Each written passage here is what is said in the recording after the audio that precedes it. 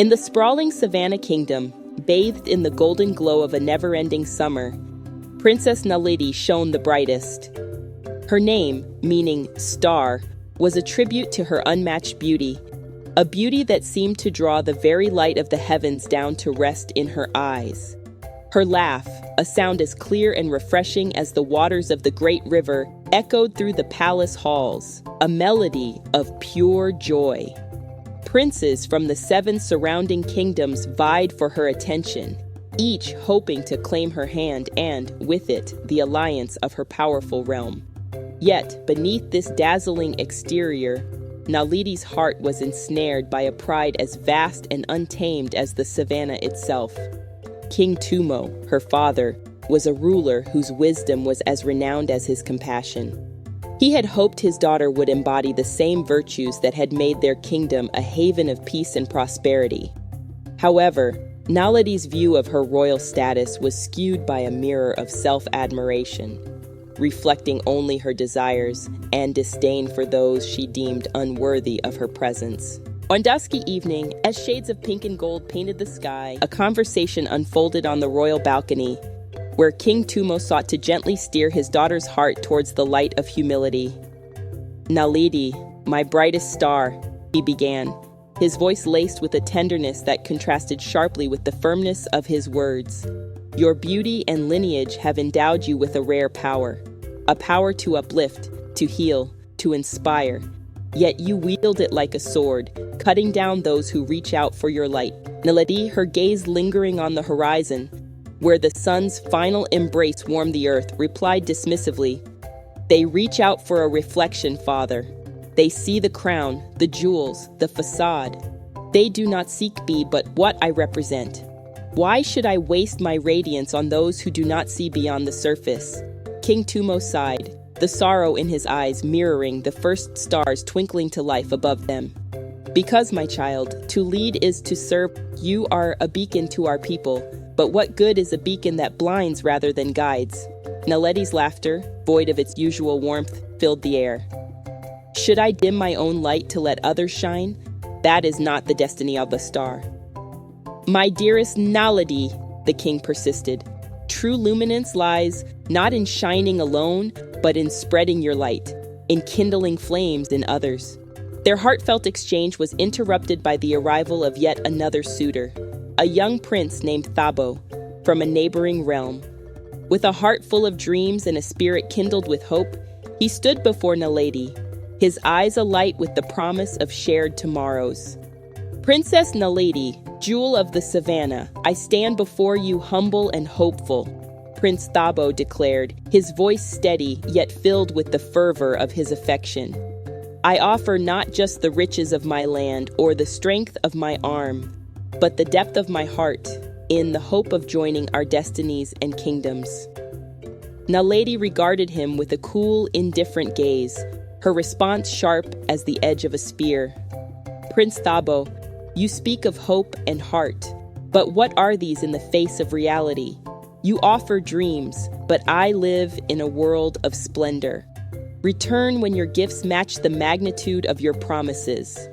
Crushed, Prince Thabo withdrew, and Naledi's attention drifted back to the dying light, unaffected by the shadow her words had cast upon his heart. It was during a grand feast celebrating the harvest that their world was graced by the visit of an elderly man from the distant mountains. He came with offerings of peace and partnership, and in his eyes shone a respect for the kingdom and its radiant princess. Yet when Naledi's scornful gaze fell upon him, her words were like a tempest, lashing out with a ferocity that left the court in stunned silence. "And what do you bring to our grand kingdom?" she sneered, her voice dripping with disdain. "Words of peace, whispers of alliance? Do such things sparkle? Do they dazzle the eye or fill the coffers? You stand in the light of a star, yet offer nothing but the shadow of your presence." The elder, undeterred by her venom, met her gaze with a sorrowful yet resolute look. "Princess Naledi, it is not the richness of the gift, but the richness of the heart from which it is given. We offer you the most precious thing we possess, our loyalty and the promise of undying support. Yet it seems even that is deemed unworthy by one whose heart has been blinded by her own brilliance. With those words, an ancient power, as old as the mountains from which they hailed, stirred within the elder. If it is the reflection of your own heart you wish to see in others, so be it. Until you learn to value the light within over the brilliance without, your world shall be as devoid of color and warmth as your heart has shown itself to be. The spell cast by the sage was unique, for its magic did not transform Naledi's appearance outright. Instead, it acted as a mirror to her soul, causing her to age rapidly whenever she spoke harshly or thoughtlessly. As days passed, Naledi's once flawless skin began to show signs of wear, lines etching themselves across her face with every unkind word, her beauty fading as swiftly as her compassion had. And in few weeks, she looked like an old woman with wrinkles all over her face.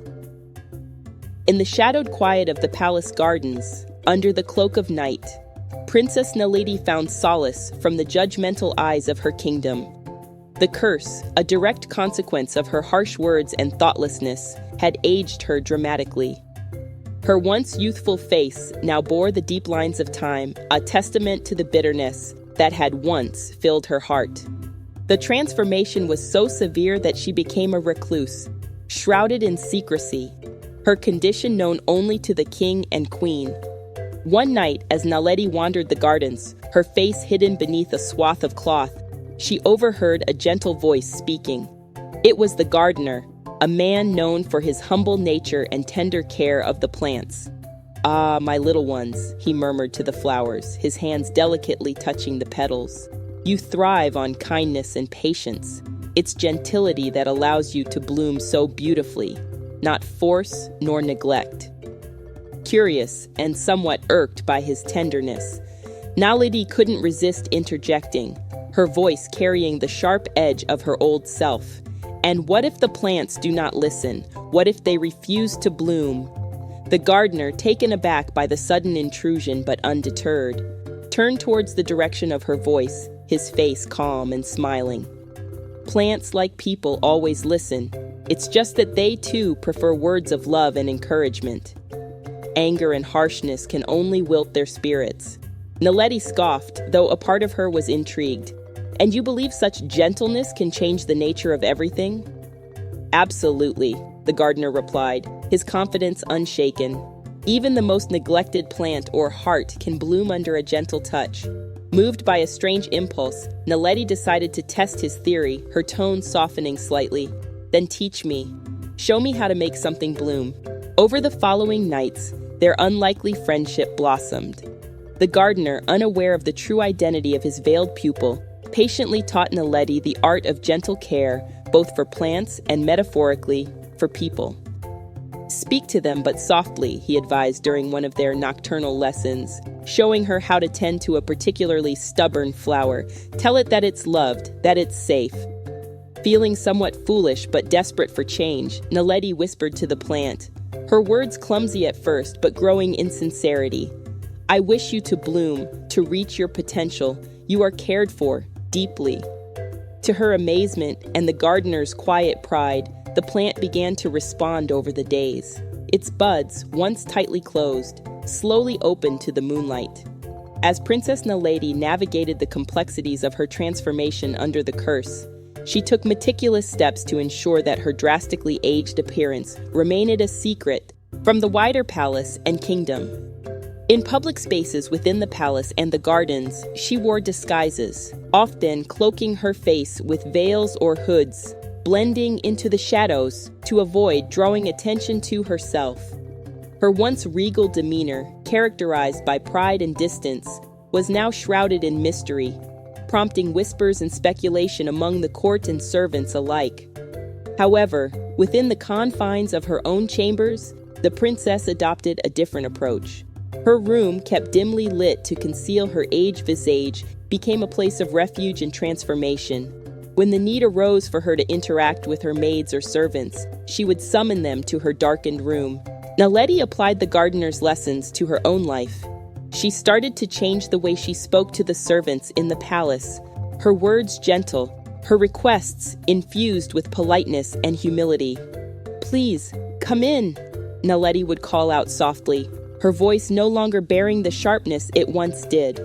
The servants, accustomed to her previous harshness, were initially wary of these invitations. Yet, as they entered, they found themselves enveloped in the gentle darkness of the room, where the princess's true appearance was hidden from view. "You have been so diligent in your duties," she would say, expressing genuine appreciation for their work. "How can I assist you in making your tasks easier?" Surprised by this newfound kindness and humility, the servants began to respond with warmth and openness, sharing their thoughts and suggestions with the princess. Though they could not see her face clearly in the dim light, they felt the sincerity in her voice and the change in her spirit. This new way of interacting marked a significant shift in the dynamics between Naledi and those who served her. The darkness of the room, which could have been a barrier, instead fostered a space of honesty and vulnerability. Conversations held in these subdued settings allowed Naledi to connect with her staff on a more personal level, building relationships founded on mutual respect rather than fear and authority. Gradually, rumors of the princess's changed behavior began to spread throughout the palace. Whispers of her kindness and the mysterious, gentle presence she had become intrigued and softened the hearts of many who had once kept their distance. Even without seeing the transformation of her physical appearance firsthand, the people around Naledi could sense the profound inner change she had undergone. Her humility and the genuine care she showed for others did more to restore her beauty in their eyes than any physical reversal of the curse could have achieved. One radiant morning, as the first beams of sunlight pierced through the long closed blinds of Princess Naledi's room, a transformative energy filled the air. With a heart lighter than it had been in years and a spirit buoyed by the genuine connections she'd been fostering, Naledi made a decision that would alter the course of her day. She opened the windows wide, inviting the sunshine to sweep away the shadows that had become her constant companions. In this newfound clarity, a whim seized her, a desire to face the reflection she had shunned for so long. Approaching the mirror with tentative steps, a gasp escaped her lips at the sight that greeted her. The image of an aged woman, burdened by the weight of her words, had vanished. In her place stood a princess reborn, her beauty not just restored but magnified, radiating a vibrance and warmth that seemed to emanate from within. Her skin glowed with health, her eyes sparkled with the joy of her internal change, and her smile held the promise of 1,000 untold stories of kindness and growth. Yet, with this astonishing reversal, Naledi felt a stir of apprehension. The simplicity and truth she had found in her nightly visits to the garden, under the veil of darkness and disguise, had become precious to her. She feared that revealing her restored beauty might alter the dynamic she cherished with the gardener, a man whose wisdom and gentleness had guided her through her darkest times. So she chose silence, a secret kept even from her parents, to preserve the purity of the connection that had blossomed in the garden's moonlit embrace. That night, as she had done many times before, Naledi draped herself in veils, concealing her transformation, and slipped into the garden. The gardener was there, as always, tending to the earth with a tender care that spoke of love and respect. "Good evening," she greeted him, her voice soft, laced with the joy and nervous excitement of her secret. "Ah, my mysterious friend," the gardener replied, looking up from his work with a smile that reached his eyes. "You've come. Tell me, what stories do the stars whisper to you tonight?" Naledi laughed, a sound more carefree than she remembered ever letting out. "They speak of beauty hidden in plain sight and the courage to see beyond the veils we wear." The gardener paused, considering her words. "It's true, you know. Sometimes the most beautiful things are those we overlook, those we think we know until we look a little closer." Encouraged by his words, Naledi found herself wanting to reveal everything, to throw off the veils and share her transformation. But fear held her back, fear that their relationship might change with her revelation. Instead, she asked, Have you ever been afraid of losing something precious simply by the act of sharing it? The gardener set down his tools, turning to face her direction fully, though her veiled figure remained hidden in the shadows. "I believe," he said thoughtfully, "that the most precious things in life grow richer by being shared. True connections, those forged by the heart, can withstand the light of truth. They thrive on it." His words, so full of trust and wisdom, sparked a courage within Naledi. Yet she hesitated still, caught between the fear of change and the desire for authenticity. As the nights passed, their conversations delved deeper, weaving a tapestry of shared dreams and quiet hopes. Naledi's heart found a melody in the gardener's presence, a song of love that grew stronger with each passing night. But with love came a newfound vulnerability. The fear that this bond they'd built, one that saw beyond the physical, might not survive the revelations of daylight. The princess stood at a crossroads, her heart yearning to step into the light, to reveal her true self to the gardener, yet terrified of what it might mean for their future. Would the gardener's feelings change once he saw her as she truly was? Or would he see that the beauty he'd nurtured in her went far beyond the surface? The answer lay just beyond the veil, in a place where fear and love met, waiting for Naledi's courage to set it free. One morning, after her astonishing discovery and decision to keep her transformation a secret, Princess Naledi sought out her parents in the royal chambers. The king and queen, still under the impression of their daughter's curse-induced appearance, were caught off guard by her sudden and earnest proclamation. "Mother, father," Naledi began, her voice steady and filled with a resolve that echoed the depth of her recent journey. "I have given much thought to my future and the future of our kingdom. I wish to hold a suitor selection to find a husband among my many suitors." King Tumo and Queen Lerato exchanged a glance, a mixture of surprise and concern passing between them. The king, his brow furrowed in worry, was the first to speak. "Naledi, my dear, are you certain this is the right time? Given your situation, don't you think it might be wise to wait a bit longer? Perhaps the curse—" Naledi cut in, her voice gentle yet firm, embodying the lessons of humility and love she had learned. "Father, you and mother have always taught me that true beauty lies within the heart, that the strength of character, kindness, and love are what truly matter. I believe it's time I and our kingdom live by those words. I am ready, and I wish for our people to see the kind of queen I intend to be, one who values the beauty of the soul above all." Queen Lerato, moved by her daughter's words, reached out to clasp Naledi's hands. "But Naledi, are you prepared for the suitors' reactions? They expect to meet the princess from their dreams. We just don't want you to face heartache or rejection." Naledi smiled, a reflection of her inner peace and newfound wisdom. "I understand your concerns, but I must do this, not just for myself, but for all who have felt unseen, valued only for their exterior. It's time we celebrate what truly matters. I believe that the right person, the one destined to stand by my side, will see me for who I truly am." Seeing the conviction in their daughter's eyes, King Tumo and Queen Lerato knew they could no longer argue. They agreed to her request, setting in motion the preparations for a suitor selection that would forever change the fabric of their kingdom. Word of the event spread far and wide, igniting a flurry of excitement and speculation throughout the kingdom and beyond. Suitors from across the lands, from the 7 neighboring kingdoms to the wealthiest nobles and most successful merchants, were invited to participate. Each hoped to be the one chosen by the princess, whose beauty and grace were legendary. As the day of the suitor selection dawned, the entire village buzzed with anticipation, their excitement palpable in the air. The palace grounds were adorned with the finest silks and flowers, transforming the royal estate into a spectacle of color and light. Princes from the 7 kingdoms, rich men of the land, and successful businessmen from afar, all gathered, each bearing gifts of unimaginable value and beauty. They came adorned in their finest attire, their eyes gleaming with the hope of winning the heart of Princess Naledi, the most sought-after jewel in all the kingdoms.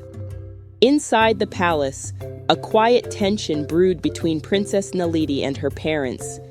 King Tumo and Queen Lerato, still unaware of their daughter's transformation, feared the moment the suitors would behold her aged visage. They approached her with heavy hearts, trying to dissuade her from proceeding. "Naledi, my dear," King Tumo began, his voice laden with concern. "Are you certain this is the path you wish to take? We fear the suitors may not see the beauty within as we do." Naledi, her confidence unwavering, faced her parents with a gentle smile. "Papa, Mama, you have always taught me that true beauty lies within. I have learned my lessons well, and I am ready to stand before them, not as the princess they expect to see, but as the woman I have become." The queen clasped her hands together, worry etched across her face. "But my child, what if—" "Mama," Naledi interrupted, her voice soft yet firm. "Trust in me, as I have learned to trust in myself." As the assembly gathered, the air thick with anticipation, the royal herald announced the commencement of the suitor selection. One by one, the suitors presented their lavish gifts, each more extravagant than the last, their eyes eagerly searching for a glimpse of the princess. Then silence fell over the crowd as Princess Naledi stepped forward, veiled as she had been in the gardens, her presence commanding the attention of all. The garden, where she had learned the true meaning of beauty and love, seemed to whisper in her ear, lending her the strength to speak her truth. "Ladies and gentlemen, esteemed suitors," Naledi began, her voice clear and resonant, reaching the farthest corners of the assembly. "Today, we gather not just for a selection, but for a celebration of love, humility, and the beauty that resides within us all.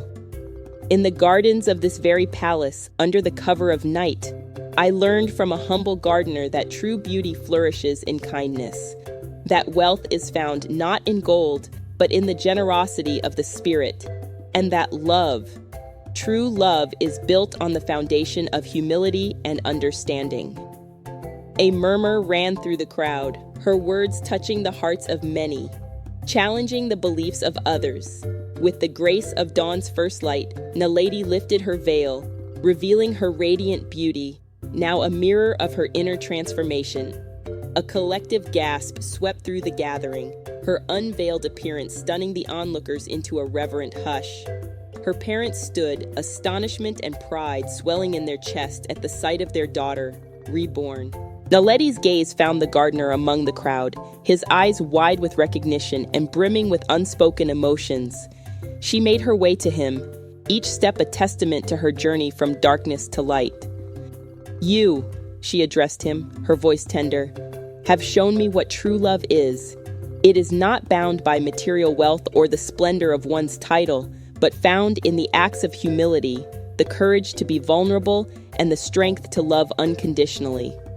She took his hands in hers, her eyes locked onto his, a silent question lingering between them. "I choose you as my husband, if you'll have me, not as a princess, but as the woman you've helped me discover within myself." The gardener, overcome with emotion, nodded, his voice catching in his throat. "Yes, I will have you, Naledi, for who you are, for all that you've become, and for all we will be together." A cheer erupted from the crowd, a celebration of love's triumph over expectation and convention. King Tumo and Queen Lerato embraced their daughter and her chosen, their hearts full, their worries dissolved in the warmth of the moment.